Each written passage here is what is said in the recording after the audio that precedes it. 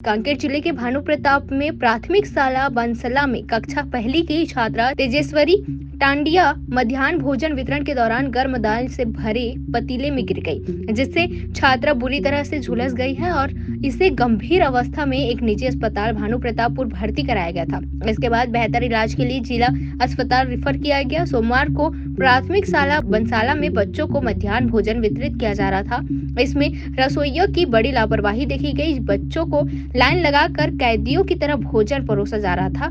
इसी बीच धक्का मुक्की में तेजेश्वरी कक्षा पहली की छात्रा गर्म दाल की गंजी में गिर गई।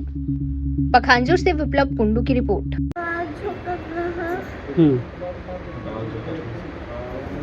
तब तोर हाथ ले गिरीस कि काकर हाथ ले गिरीस? ढक के लिए लइका मन बच्चा अच्छा ढकली हो दाल में पीछे से पीछे से और बच्चा रही मन ढकल दिन बच्चा। हाँ ते में गिर गिस। हाँ का नाम है कर पापा? शंभूलाल टांडे जी। ये दुखद घटना ग्राम बांसला में हुआ है। इसमें मध्याह्न भोजन के दौरान बच्ची गरम दाल के पात्र में गिर गई थी। उसे कांकेर जिला अस्पताल में भेजा गया है।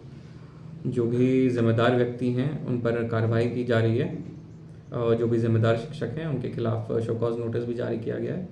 हम अगली बार कोशिश करेंगे कि ऐसी कोई भी अप्रिय घटना ना घटे।